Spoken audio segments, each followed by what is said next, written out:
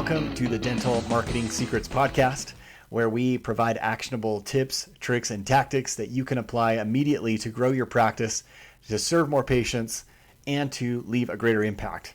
My name is Mark Thackeray, and as always, I am stoked to be here with you today in this very moment on another glorious day. We have a great show today. We're going to be talking with former college star and NFL player Aaron Boone on direct mail in 2025, why it still works. We're going to dive into all the questions that you probably have about direct mail, like I do. Is it still viable? What type of campaigns can you run? Who's this a good fit for? And so many more. So we're excited to have you join us today. So without further ado, let's jump into the interview with Aaron Boone. All right, you guys, welcome back to another episode of the Dental Marketing Secrets Podcast. I have CEO of MVP Mailhouse, Aaron Boone, with me. Aaron, thanks for joining the show today, man. Hello. I'm so happy to be here. Thank you, Mark. You bet. Yeah, I'm stoked to hear from you because we talked a little bit before I hit record, but just how direct mail is a lot of people have some interesting thoughts about direct mail. They see it maybe as archaic.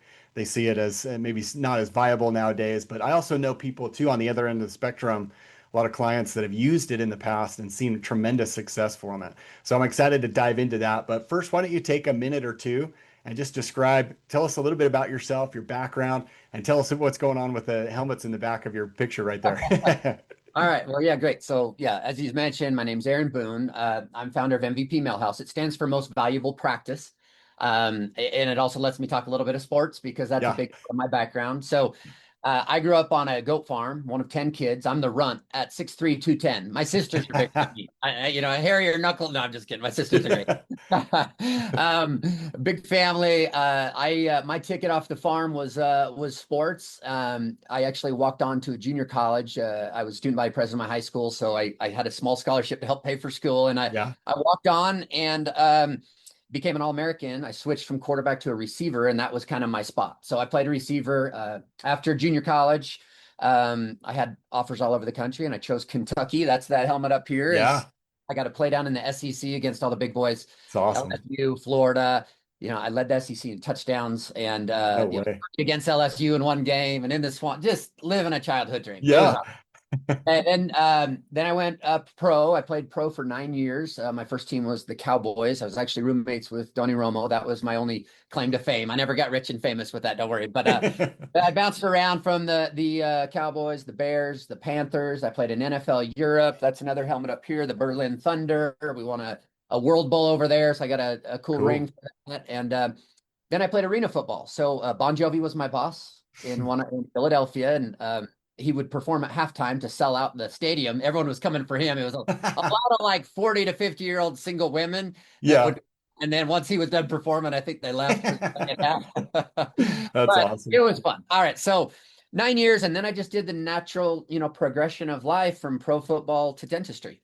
And no, I'm kidding. But exactly. I got in this about 13, 14 years ago. I'm 47 now. So I've been doing this a lot of years. MVP, I started about 7 years ago, and we are a team dedicated to pioneering and progressing direct mail, and specifically for dentists and orthodontists. So we have a really unique approach. I'm big on the tech. So the reason why I bring up football in the introduction is if you watch any sporting event now, it's all about the analytics, these billion-dollar industries. It was just starting to get there back in the early 2000s when I was finishing my career. Mid 2000s was down to the ounces of water you're drinking in the fourth quarter, and how many reps you do when you work out and all these things. And now you got load management, and maybe it's a little overkill, but what I'm getting at is when I got a real job, I never got rich and famous, so I had to get a real job, and I got into this market, and I was shocked how lack of transparent marketing spend was for dentists.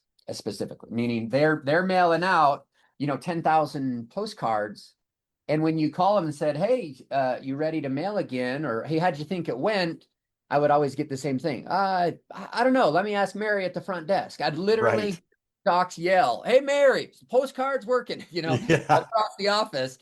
And it was interesting because it was really subjective, meaning no, I think they're just calling price shoppers only, because that she remembers this one call where they were asking about pricing. Yeah. Little did doctor know that the 5 calls before that she put on hold for 8 minutes and they hung up. And Mhm. any one of those could have paid for their entire campaign, but they didn't know. There was no real tracking and some things like that. So we brought technology to direct mail, to this old form of marketing that's been proven in dentistry for decades.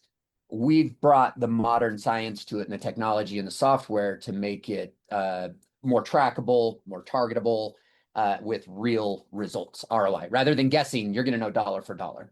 And I Yeah. think where we've kind of really changed the game in MVP, and we can kind of talk through that as we go. So does that kind of give a little background? Yeah. No, and that leads me to my first question too, is so why direct mail? I mean, it's so I know you have experience with direct mail, so I see that's probably why, but also there's got to be other reasons too. Yeah, I have thought about that a lot because almost every year at some point, because we get asked all the time by our Yeah. customers, do you guys do digital or do you do websites?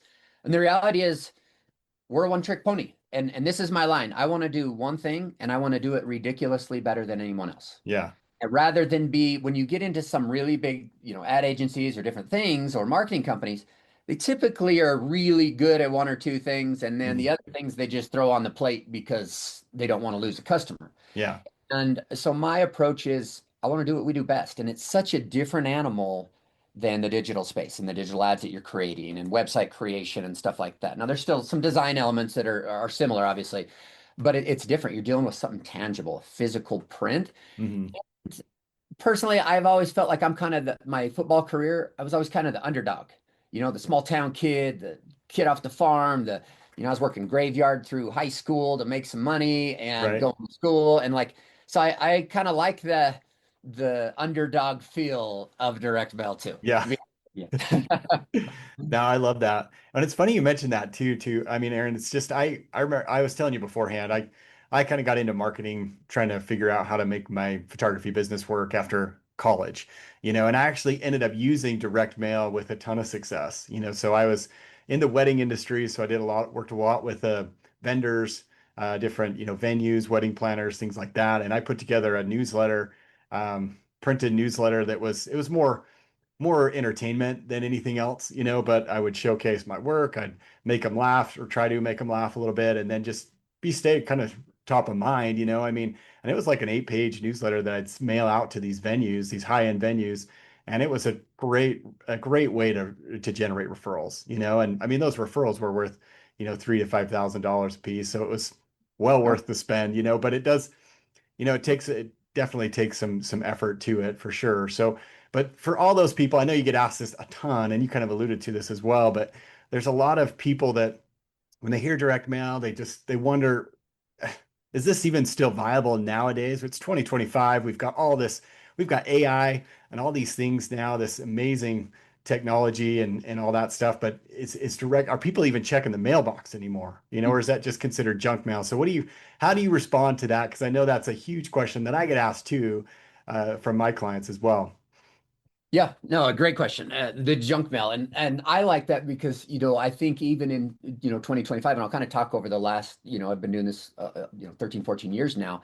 It's even evolved in those years. Yeah, It's COVID and post-COVID and pre-COVID, and I'll kind of talk about that. But pre-COVID, it was rolling pretty well, but we actually got a spike during COVID and post-COVID. And why is that? Well, so many more people work from home now, yeah, and almost that is the lunch break or yeah, the coffee room in an office building, or these people are walking down to get their mail and they're almost more focused on it. yeah, And from a junk mail, and there's actually less mail in the mailbox because mhm, postage keeps going up yeah, and more people have transitioned. And it's actually had a big swing in this last year or two. Even the big, box stores, retail, they are pivoting back. Not all of it. They're obviously still putting in digital because it works. But the digital has, I could argue, sometimes that it becomes your junk mail, oh and yeah, in the digital space with so many ads popping up and absolutely, on your social media. So what is the junk mail in 2025? I think it's in a lot of different ways. And what I kind of try to combat, whether you're doing digital or direct mail piece, is don't make it junk. Make it stand out. You commented something that just stuck out to me when you were doing your newsletter. So, we've done magazines and yeah, we've postcard, all different sizes, trifolds, letter envelope. We've done it all. Yeah. I recommend a 6-inch by 11-inch postcard because it's a little bigger than the envelope in the mail. Yeah. It's taller and longer, but there's no commitment. You don't have to unfold it. You don't have to Right. untab it. You It's see it right right there. away. So to not be junk mail, you need something that jumps out to them. And you said something interesting about your photography is you did something funny, and that was an angle to try to get them to engage, and then they look at the quality. Mhm. And similar in direct mail, it doesn't have to be funny. Now, I do have offices that are more gimmicky approach, but my advice is be authentic Yeah. and play to your strengths. Because even if it is and the other reason why I like the single piece, so I'm not like a Val pack where you're stuck in an Oh, envelope, 10 yeah. other dentist, because then they're just looking, okay, this one's 99, $89 new patient, 79. Oh, let's call the one for $19. They're the cheapest. That's Yeah. the worst way to choose your dentist. And Right. offers aren't bad. It's just when you're put in a box like that, it's normal to look for the best deal, so to speak. Yeah. You're a standalone piece, you're competing against yourself and competing for their business. So don't put junk on it. Hmm. Okay? Like be authentic. Use real pictures of you and your team, Yeah. real reviews. I was at a marketing conference a couple of months ago, and I heard something that 85% of people will want a review to validate an office before choosing it. So that's pretty Mhm. high. That Yeah. which means for me in direct mail, well, I don't typically want them to go online. I want to give them enough information here that they call from this. Right. Because when they go online, what if they then Google other practices nearby and they see a Hmm. website, a flashier this or that? You just made someone else money.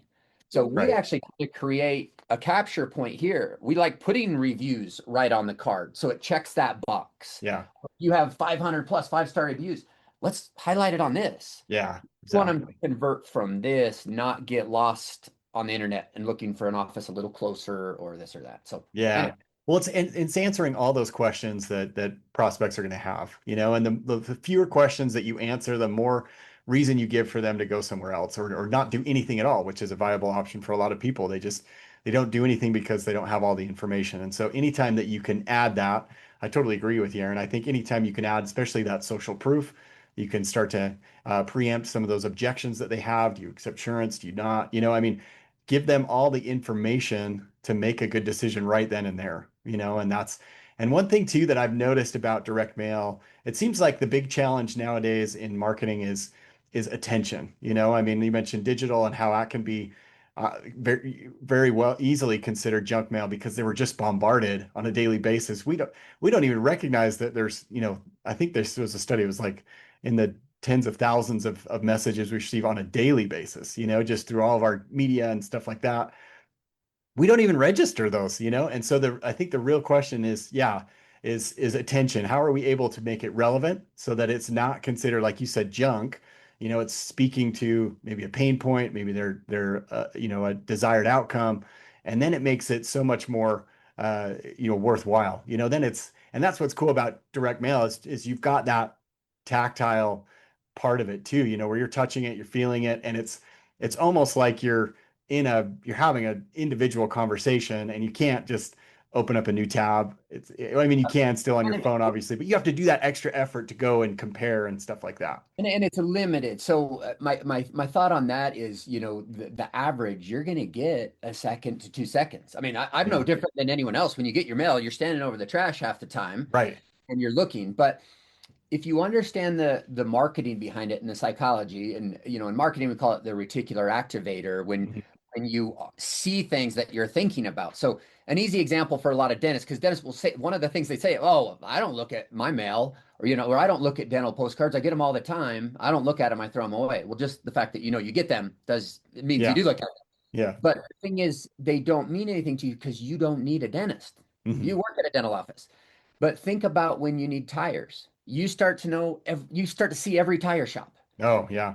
No, they just start popping up. Or, I remember years ago, I got this car, and I can't remember what it was now, but it just was weird. Yeah. I started seeing them everywhere. I'm like, wait, people drove these this whole Oh, time? yeah. Yeah, I They crop thought it up was everywhere. mine. So That's where your reticular activator. So what happens in the direct mail? And remember, I've mailed over 100 million cards now for dental practices, all across the country, 49 states.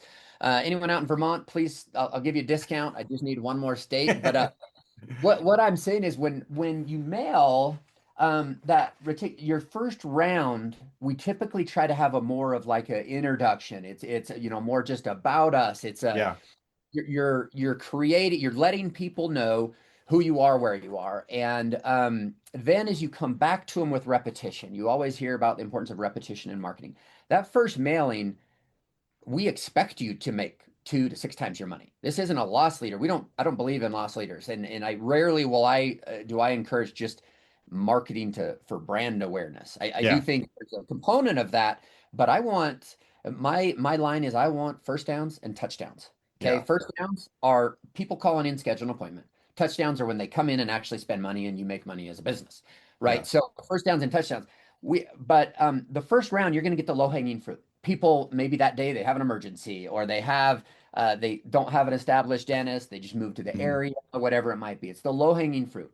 And the second time you come back to the houses, we start to see people push over the edge that aren't happy with the current provider, a current dentist, or maybe there's an insurance change in work, or they need to go to an in-house plan, Yeah. or whatever it might be. It's typically some sort of change or switch, or and then the third time we hit this home, and this is months, we have sequencing that we do with them.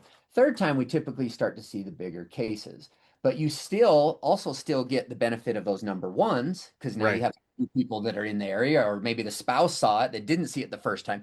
But on your third one, that's where you start to see the bigger cases. So we start pushing, more of the implants or more of the Invisalign or your bigger cases. We Right. focus on all your dental needs under one roof and kind of trick those out. So kind of helps you understand why there is importance in repetition in marketing, and rather than just throw one out and cross your fingers, direct mail works or it doesn't work. There's an approach to it that will put you in the best position to be successful. Yeah. Yeah. There's definitely patterns. So what would you say, Aaron? So if you have, let's say someone comes to you and says, "Hey, I'm thinking about direct mail," and I'm sure you have a process too, as you're talking with them, making sure that this is good decision for them and what type of patients they're trying to get. Would you say this is more geared toward a specific type of patient? I mean, you kind of mentioned both. You mentioned, well, several actually. You mentioned kind of the general new patient that's looking for a new dental home. You talked about emergency and urgent care. You talked about implants, some of the bigger treatment coming a little bit later. So what's your advice if they're saying, if it's a general new patient or if it's, let's say they're focused on a higher end, cosmetic or something like that? Yeah. I'll be, really honest on this. So we have a new mover program where it Yeah. only mails to new movers. The list becomes available the first Friday of every month. Okay. So we grab that list on Friday and boom, we're printing and sending them out on Monday because we want to hit those new movers. So it's a new mover program where you just mail to certain areas that we predefine for And so those new you're movers. mailing every week for, That one, it only does it once a month is when the date is updated. oh, So okay. month Gotcha. one, month two, month three. I typically will there's a 3 month mailing and then they drop off the list Yeah. and then one that moved in is on the list. And you kind of have a quantity it's lower quantities though. It might be Yeah. 500 because Right. you go too far away from your practice. Yeah. Proximity to practice is a really big deal in direct mail, more so than in digital marketing or when people are searching for implant provider, they're willing to travel further. But Correct. when Yeah. you're proactively reaching out, we see patterns in being closer to practice. And I'll talk through that in a little bit, is being able to identify your best neighborhoods and your closest type patients. But so we do have a new move-in program, but our top product is just our general new patient mailing. Okay. Yeah. It's higher volume. You're mailing 5,000 cards or 10,000 cards is our average order. And we're targeting your best neighborhoods. And how do we do that? Well, we built some software we call Map IQ, and it's basically X-ray. Dentists can relate to this. Would you ever just start drilling on teeth till you find a cavity? No, Yeah. you take an X-ray and see where you need to work. We do the same thing. So we actually pin drop out your active patients, your good ones. We see Yeah. where they are, and then we identify the hottest neighborhoods or mail routes around them. So when we mail this to 5,000 homes, your patients don't see it. All their neighbors do Yeah. in there. So you save money and they don't see this new patient special. So they're not calling in, hey, can I get free whitening? I've been a patient for 3 years. Right. We're hitting just their neighbors in these hotbeds. And why we do that also is because it shows us where these best areas are. And what's very compelling are geographical barriers of entry, rivers, Yeah. Highways, stuff interstate. like that. People Yeah. don't want to jump over. It's the other side of tracks, the other Right. side of town. Yeah. But too many dentists are just marketing it in a perfect circle. Oh, we go 3 miles, 5 miles. You've heard that Right. in different things, right? But when I do these heat maps, and I'm willing to do this free upfront, no cost for any office, is I'll pin drop out these patients for you and show you exactly where they're coming from. And regardless if you do direct mail or if you're doing digital ads or any other, even boots on the ground, knocking businesses, whatever you do, Yeah. are the areas that you want to target in these hotbed areas. And most of the time, even really successful practices only have about 5 to 10% market share, meaning 9 out of 10 homes aren't even their patients in these best neighborhoods. Yeah. Oh, I'm sure. Yeah. Room to grow. Too often they try to get too far, and that just spreads your marketing dollar more thin rather than double down in these best areas. So Well, yeah, what makes sense about well, sorry, Oh, go I ahead. was just going to say, it also occurred to me too, as you're not mailing to your patients, but you're mailing to their neighbors. And if they ever, if that prompts some type of conversation, like, oh, I just got this thing. Who do you know? Who do you go to if they're looking? Then that gives them a chance to kind of make a referral essentially too. So And we you're can tapping into mail that as well. We can mail to existing, but we have an existing patient program. Sometimes Yeah. someone brings on an associate. We just want to mail to their patients and let them know of this or Yeah. a event or something like that. So those are your main ones. Now, new move-ins, a lot of people get excited about, but I will say it's one of the lowest response. Yeah. Meaning Interesting. we because the numbers are so low, you're mailing to a very small. So I Yeah. actually recommend the new move-in mailer only for offices that are already hitting their goals of new patients, but they just want to stay out there and introduce to the new people. Because what happens is they actually don't choose a dentist as fast as you think. They're worried about getting Wi-Fi, home security, Yeah. other things set up when they're new moved in, getting the kids enrolled in school. So although we want to plant those seeds early, a lot of them don't even call until month 4, 5, 6, down the Yeah. road. So with our general mailing, when we hit those neighborhoods, those are included in those too. So those new movers get the normal card anyway, and Gotcha. from that. So anyway, just to clarify those two different type of mailings. Yeah. Yeah. That makes sense. That makes sense. Um, so are you? Well, why don't we start? This is probably a good spot for it too. So we talked a little bit beforehand too about some of the mistakes that a lot of people make when they're getting into direct mail. Let's talk a little bit about that. I mean, what are you seeing people do as they finally agree to, okay, direct mail, that makes sense for me. Let's try it. And then they just jump into it. What are some of those pitfalls that a lot of people Yeah. fall into? So this is one of my favorite questions to ask. If I'm talking at at a dental conference or whatever, I'll say, who's out there has done direct mail, and who's had direct mail fail, and see those hands. And Yeah. because for me, I'm not trying to hide behind anything. I want to genuinely know because what I typically find is that there's kind of four variables that need to be controlled. Now, any marketing, you could have a blimp flying over town or data, whatever. Yeah. Marketing is going to work for some practices and it's not for others. That's factual regardless of what you do. But for Yeah. direct mail specifically, I typically see these four variables that need to be controlled.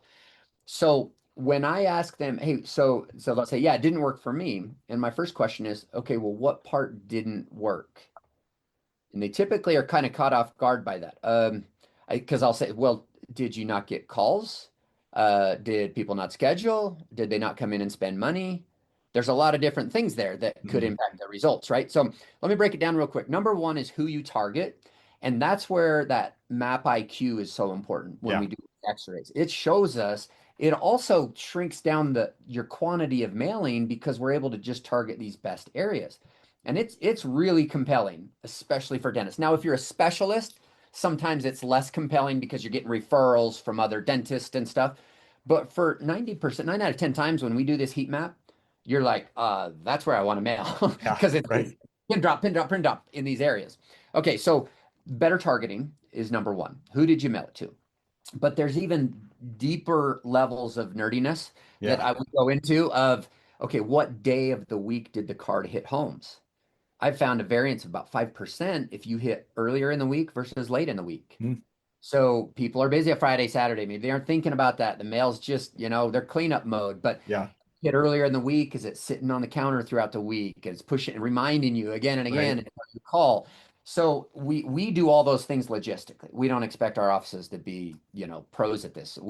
I have contracts with Southwest Airlines and other third-party shipping companies. So we hit all over the country. Our pallet of cards, let's say 250 pounds, if Yeah. you're mailing 10,000 cards, we have them delivered on a Friday to local sorting facilities.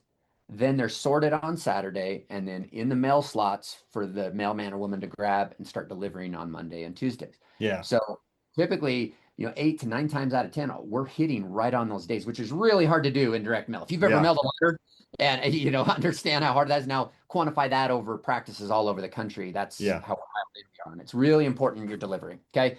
All right. Next is what you mail. The mistake, your sister-in-law designed it for you, or your brother who, freelances on the side and wants to help you with the design. Those are typically the areas where we see bad designs. Hmm. Not understanding how offers work, meaning offers drive different types of patients. There's cash offers for cash patients, insurance offers, your free whitening that you've seen around, it drives insurance patients typically because it comes after paid exam, x-ray, and cleaning. And people look at that as free. If I have dental insurance, that's free, right? I Yeah. just think I get 2 of those a year and I'm going to get whitening. I'm going to give this practice a try. Yeah. When you put $99 or $149 or whatever dollar amount, insurance people just don't look at that. Those are cash people because that costs them money. Right. And They they can recognize what that pay is. for $99 and see what's going on, and then they become a normal patient. Practices, don't be scared of offers. And my advice on that, and then bigger cases, if you're doing implants or stuff like that, like you want to do those, free consultations. Yeah. Those are the time I recommend for consultations, is for your big case dentistry. My advice on offers is this: the more confident you are in your retention of patients, the more aggressive you should be on your offers. Hmm. Give a little more if you need to get them in because they're going to stick and they're going to bring you $1,500 every year, Yeah. and plus their friends, plus their family, Right. and those futures. So that's why. But if you're not real good at that, try to fix it. One, retention and what the experience is, but be less aggressive. But something out there. Offers do not scare people away, and they don't just bring bad patients. That's a really bad misconception, I think, in dentistry, that if I Yeah. have an offer, I'm devaluing my practice. I work with really high-end practices, Beverly Hills and some places, and their offers are just as aggressive because they know if they can get that person in there, they're going to like them. So be Yeah. confident in your product, and once they come in, they're going to get hooked. So, all right. So number one is the areas you target. They make mistakes there. Number two is what they mail and not being authentic. The junk mail we talked about, right? Hmm. Putting real pictures of the team that make you any awards, any voted Credentials, stuff like that. your best dentist in whatever. The other thing we do is we don't pre-print our cards. So every month I'm able to adjust it to, hey, start straightening your smiles this summer, Yeah. rather be back to school, rush. Use your benefits before you lose them. There's a different theme throughout the year. Don't pre-print them. The savings are minimal. If you use other vendors, the savings are minimal to pre-print, but you're stuck with the same 100,000 cards all year. Yeah. What if it's not working after the first couple mail? So we want to be able to adjust it and be able to change it so it's always current. So Yeah. the third one here, sorry, I'm probably running a little long-winded, but the No, you're third good. common mistake is the tracking. And in direct mail, admittedly, when I got in the industry, that was a problem. People would mail out 10,000 cards or target these areas, and they didn't have the tracking capabilities. It was more, well, no, we ask people, no, we ask every patient how they heard Yeah. about us. Well, guess what? We put a call tracking number on every card. Okay, so Yeah. it's local for the practice. It hits our system and goes right to the office. They answer it, not us. Okay. Mary answers instantly. Hey, thanks for calling XYZ Dental. Um, so as that call comes in, it's recorded on our end. Within a few hours, my team listens to every recording. It's not that fun, I promise. Yeah. Uh, we've scored over 170,000 calls or something coming into dental practices. And it is crucial what is being said on that phone call. Yeah. Because that girl, Mary at the front desk, is making or breaking your practice thousands of dollars every day, every single day. And if she's putting them on hold, or if she's just a bubbly voice, that's nice, but there's more to the art. And hopefully your front desk has some training. We have some free resources. We actually do a free kickoff call with them to make sure, because it is a super important variable. Here's some scary stats for you. Of those 170,000 calls, 33% have gone missed or unanswered. Oof. A Yeah. third of your calls, you're paying for the phone to ring, docs, Yeah. and not answering it. Okay, you've got to have something in place to make sure. We created a missed call alert. So if you ever miss it, boom, it hits your phone or your email instantly. So they can call them right back. The other side of that missed call is only 10% of first-time callers will leave a voicemail. Okay, so if you're not answering it, they're not leaving a message. Yeah. What they're doing is then going online. Okay, what other dentists are nearby? Because they don't have a super connection yet, right? They're thinking Yeah. more, I gotta get a dentist. And a dentist is a dentist in most people's minds until they actually meet you. So make sure that's handled. Okay, and then how they handle it. So here's just a pearl tip here. As a call comes in and someone schedules, okay, rather than saying, okay, hey, great, Stephanie, thanks for calling. We'll see you Tuesday at 2 o'clock. Bye. That's what most people do. Hmm. Instead, great, Stephanie. We'll see you Tuesday at 2 o'clock. Now, is there anyone else in the household we should schedule at this time? Yeah. You will ask for more. 15% of the time, they schedule a second appointment. Just asking didn't cost you $1. It's Yeah. just a habit of that front desk to ask for more. 15% of the time, you'll schedule 2 appointments or more. Wow. Just so little things that we've found by listening to nerding out on these calls, we want to pass on. And we've done much more than that. We've done master programs of analyzing calls. I'll just, rather than dive into it deep, I'll just say one more thing. The most of all the things that we've tracked, giving their name, asking for their name, using it throughout their call, being kind, answering questions, all these things that you want your front desk to do. Guess what? The number one thing was that impacted if they scheduled. The number one thing was Sales 101. Did you ask for an appointment? Yeah. It's great to be nice. It's great to say thank you. It's great to use their name throughout the call. But if you don't ask for an appointment, you're failing Yeah. on the call because it's the number one thing that determines if they schedule. Wow. Wild, right? So simple. Right? Simple, right? You just keep it simple. Okay, so last one is just the back end. Let's say everyone does their job. We Yeah. target the right homes. We have a great design, phone's ringing, staff answers it, they schedule, everyone's doing their job. They come in. This is the fourth variable that needs to be controlled. Your waiting room smells bad, or it's dirty, or they have to sit there for 45 minutes, or then they get back in the chair and the lamp Ceiling tile. is Yeah. really dirty and or bad chairside manners or whatever it might be. So the fourth one is case acceptance. It's experience of them when they actually get to their practice. And no marketing company can really help with that. That's on the practice itself.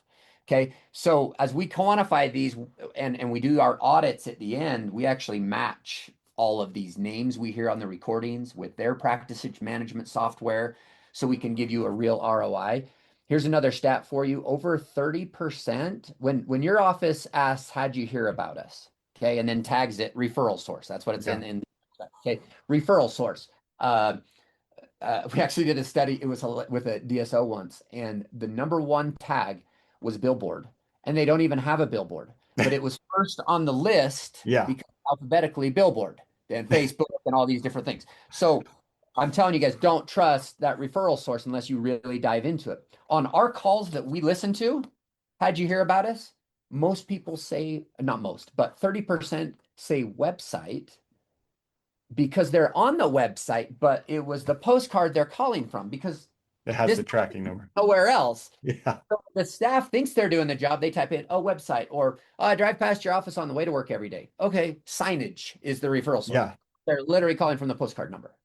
So that's why it's important to match those things and really know. And it's never going to be perfect because you have sources, you have referrals, and so anyway, that's a kind of a long thing, but those are kind of the biggest mistakes because it's hard to control all of those variables. Yeah. You're a dentist, down the mouth all day.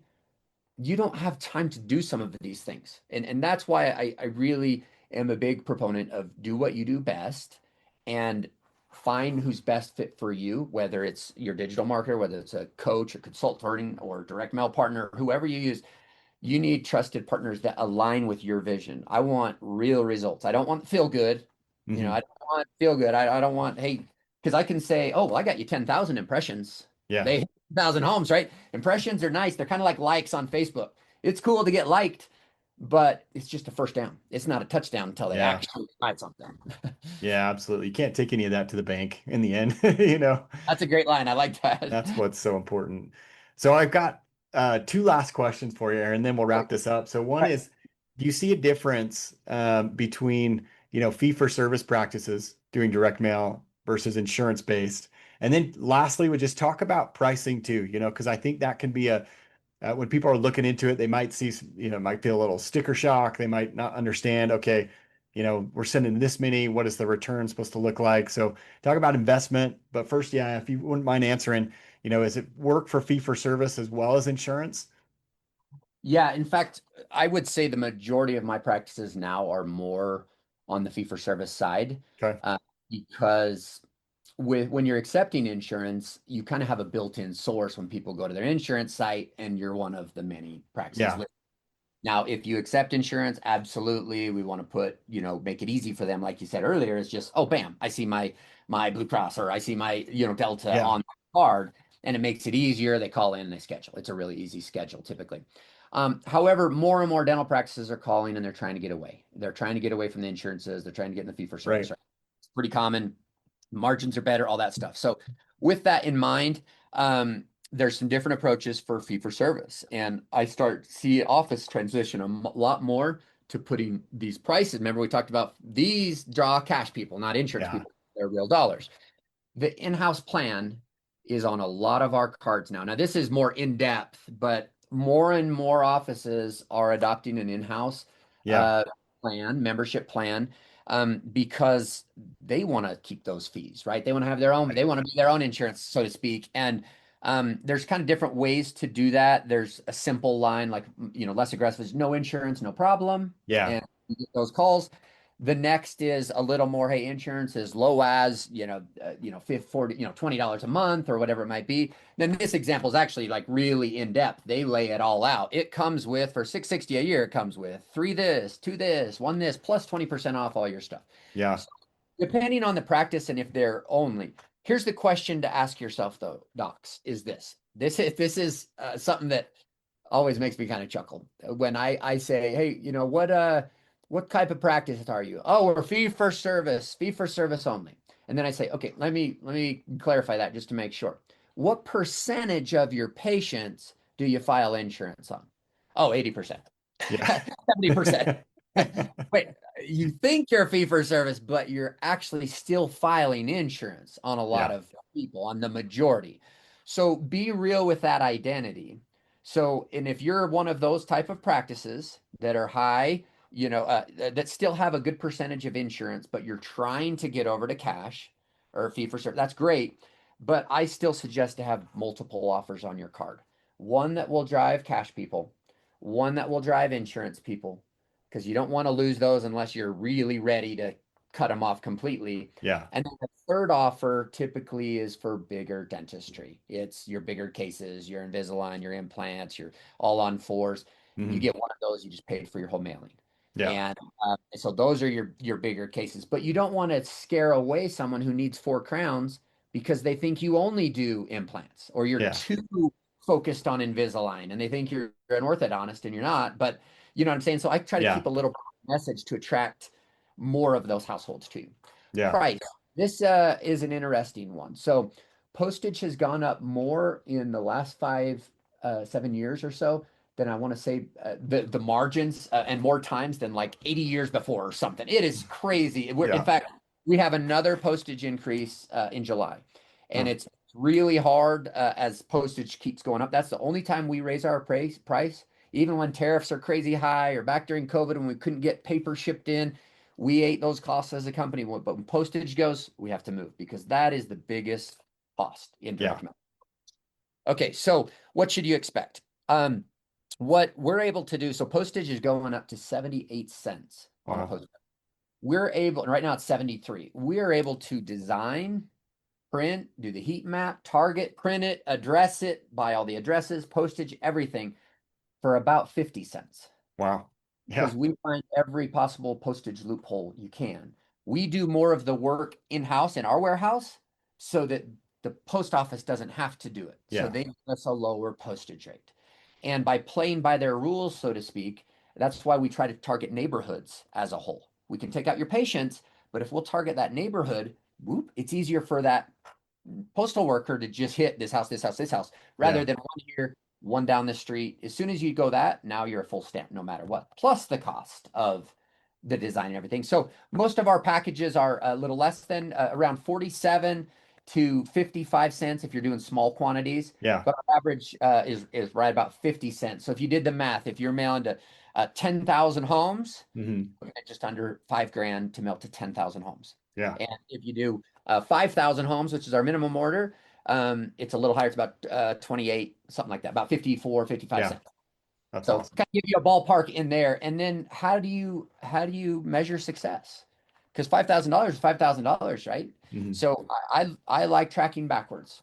Ask yourself this: what's your average patient worth in a year? Normally, most practices are around $1,000 to $1,500. My higher end practices are higher, but I think most dentists agree in 12 months you should get about $1,000 to $1,500. Our data shows 1,470 or something last year on their first year. Okay, so that's patient one. We'll Hmm. do the math off that. You mail to 10,000 homes. You can see with 5 patients, you're typically trying to kind of get in there to break even. Well, what Yeah. happens if you get 10, 15, 20? Now you start to see how that quantifies. And in the bigger picture, very rarely does just one person come to you from a household. Most practices are getting between 2 and 3 patients per household, a Hmm. spouse, couple, or other practices might be 1.7 on average or whatever it is. So we dive a little deeper knowing that you're going to get more from that house, but we expect you to make 2 to 6 times your money in the short term on every campaign you do.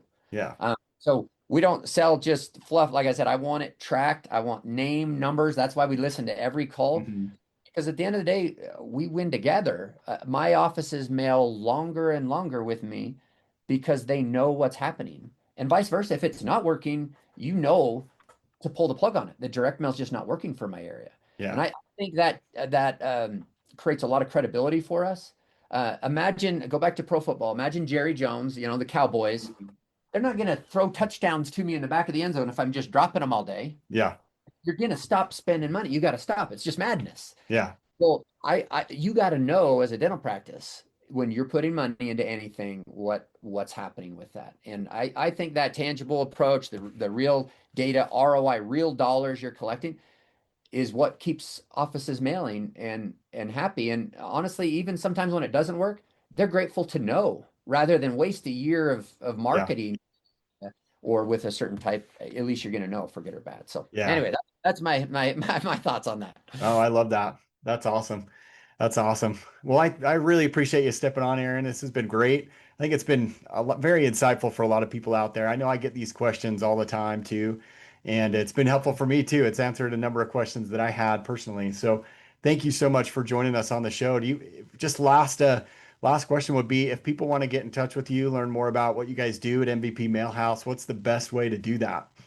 Yeah, MVPmailhouse.com is our website. You can set up right on there. You could book a demo time. Like I said, I'd be willing to do a free heat map for anyone that reaches out. Just mention this podcast and we'll do a free heat map for you.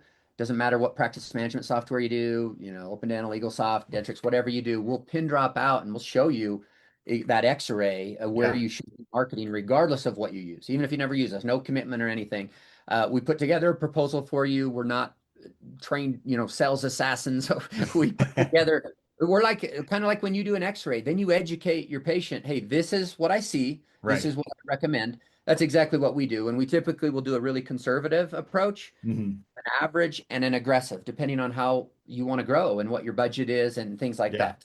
Then you guys make the decisions of how you want to move forward. But once you move forward, our team is dialed in. This is all we do all day, every day, from the design to playing to your strengths, printing, delivery.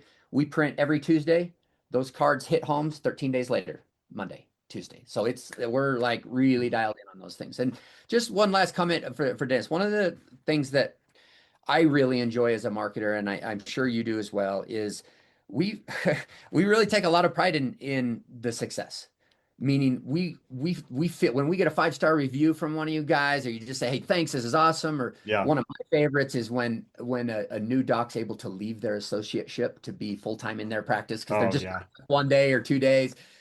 I just love seeing the practices grow because we're paper pushers. Literally, that's from our game of paper pushers. So when we see results, we are really excited. And when we see the front desk do a better job after training, we get excited because we all win together. It's the abundance, mentality in dental, and you're benefiting. At the end of the day, docs, it's your hands that are bringing blessings to these patients and changing lives, or helping them get through life, whatever the case may be that you're working on.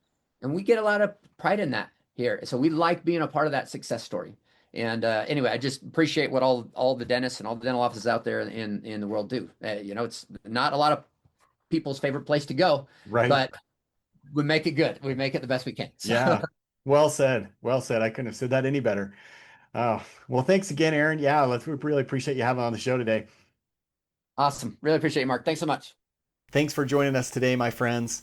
By way of announcement, we recently opened up 2 new spots to work with practices that are looking to ramp up their new patient flow in 60 days or less. It's an accelerated program that we offer to our exclusive private clients. And we opened up 2 new spots. If you are looking to drive new patients, to really ramp up your flow of new patients on a regular basis, then please contact me, mark@markthackeray.com. We'd love to start a discussion and see if you'd be a good fit and if we'd be a good fit for you. So mark@markthackeray.com. I'll put a link up in the show notes, but we have 2 spots available right now if you are interested. Thanks again for tuning in, you guys. We'll catch you soon with the next episode.